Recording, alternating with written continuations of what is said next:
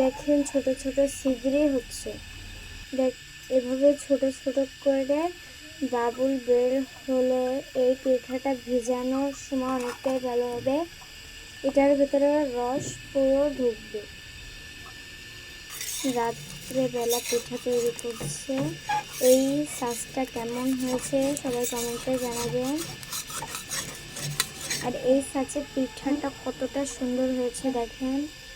আমাদের চুলায় একটা তার জন্য আগে পিঠাগুলো বানিয়ে নিয়েছি। তারপরে এটা দুধটা গরম করে এটা আমরা পিঠাটা ভিজাবো।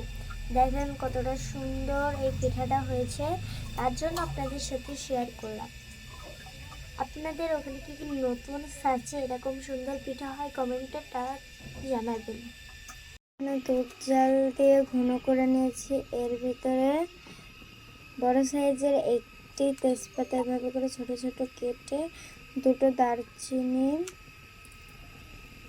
3টে এলাচ দিয়ে এটাকে আমরা ভালোভাবে নাড়াচাড়া দিয়ে নেব। এর ভিতরে অল্প করে একটু লবণ দিয়ে দেবো। অনেকেই মিষ্টির ভিতরে লবণ খেতে পছন্দ করেন না, কিন্তু লবণটা দিলে ভালো হবে। আমরা এখানে খাঁটি খেজুরের গুড় আমরা একজনের কাছ থেকে 1 বয়াম গুড় নিয়েছি। এটা পুরো খাঁটি গুড়ের দুধ। এর ভিতরে আমরা পরিমাণের মতন খেজুরের গুড়টা দিয়ে দিব।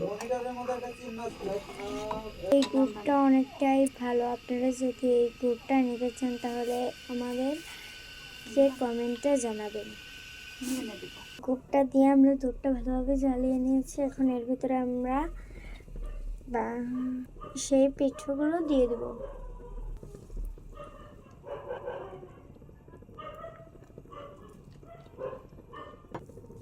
এই পিঠাটা পুরোটাই ভিজবে। আমরা ফিরে আসবো 12 ঘন্টা পর। আসলাম 12 ঘন্টা পর। দেখেন পিঠাটা ভেতর পুরোটা রস ভালোভাবে ঢুকেছে। দেখেন কতটা সুন্দর লাগছে। আপনারা এভাবে করে ঘরেতে অল্প সময়ের মধ্যে এই পিঠাটা তৈরি করে নিতে পারেন।